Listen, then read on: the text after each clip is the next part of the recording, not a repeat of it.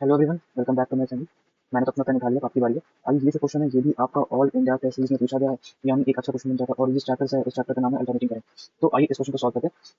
तो ये क्वेश्चन कहता है, ये क्वेश्चन कहता है कि in series R LC resonance frequency is 12 kilohertz if resistance का value is 5 ohm XL at resonance is 300 the half power frequency होगी।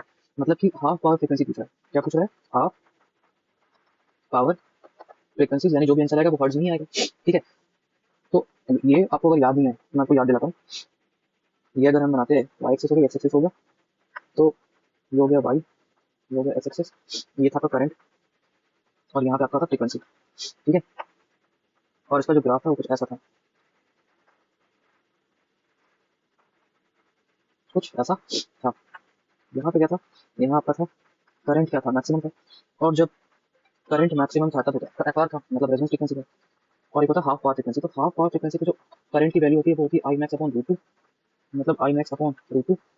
और ये हो जाएगा half power frequency f one, और ये हो जाएगा एफ टू। ठीक है, तो एफ वन की जो वैल्यू होती थी वो थी f r minus r upon four pi. ठीक है, ये आपको याद रखना होगा। F two half power frequency two पे f r plus r upon four पाई।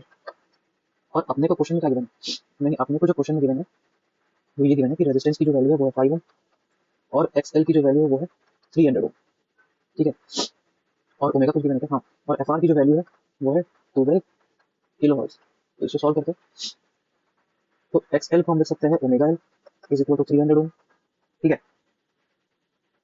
इससे क्या निकालना हमको? इससे निकालना हमको एल की वैल्यू। तो एल की हो जाएगी 300 अपॉन 2 पाई एफ आर, यानी कि रेजोनेंस फ्रीक्वेंसी है 2 एफ आर, मतलब 2 पाई हो गया। और एफ आर की वैल्यू कितनी? 12 इंटू 10 टू द पावर 3, मतलब कि 324 pi into 10 to the power 3। ये हो गया एल का वैल्यू। एल मतलब इंडक्टेंस जो हेनरी में है। ठीक है, तो हम इसलिए एल की वैल्यू निकाले क्योंकि यहाँ पे एल देखो, यहाँ पे एल है, इसको आपको करना पड़ेगा, तभी हाफ पावर फ्रीक्वेंसी निकाल पाएंगे। तो अगर हम एफ वन की बात करें तो एफ वन की वैल्यू क्या होगी? एक तो है तुम्हारा एफ आर, नोटिफिकेशन गिवन है। आर की वैल्यू पता है 4 पाई तो कांस्टेंट है, और एल की वैल्यू निकालते हैं। तो 12 into 10 to the power 3 minus R की वैल्यू हो गई 5 4 पाई, एल की वैल्यू होगी 324 pi into 10 to the power 3। इसको सॉल्व करें तो 4 पाई 24 पे काटा तो 24 6 हो गया 30 into 10 to the power 3 upon 300। तो एक जीरो कट गया, 3 जीरो बचा, मतलब कि 100 आया। ये ओवरऑल कितना है? 100 आया।